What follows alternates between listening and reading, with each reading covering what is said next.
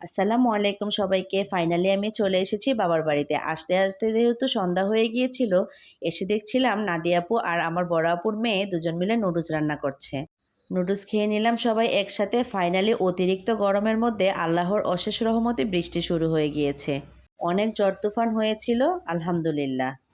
তারপর সবাই মিলে বললাম যেহেতু বাইরে প্রচুর বৃষ্টি হচ্ছে তাহলে একটু চা খাওয়া যায়। নাদিয়া আপু চা বানিয়ে নিয়ে আসলো আর বাবার বাড়িতে এসেছি মেহেদি দিব না তা কি হয়, বোনের মেয়ে সুন্দর করে হাতে মেহেদি লাগিয়ে দিল। লিপি আপু আসার সময় দিয়ে দিয়েছিল পেঁপে, সবাই মিলে পেঁপে খেয়ে নিলাম। সকালে ঘুম থেকে উঠে দেখি নাদিয়া আপু সকালের নাস্তায় বানাচ্ছিল বুনা খিচুড়ি আর গরুর মাংস।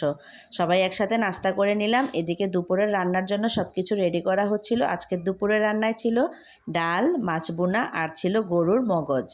আরও রান্না করেছিল গরুর কলিজা বোনা। সব কিছু রান্না করছিল আপু, আমি দাঁড়িয়ে দাঁড়িয়ে দেখছিলাম। আজকে এ পর্যন্ত, ভালো থাকবেন সবাই, আল্লাহ হাফেজ।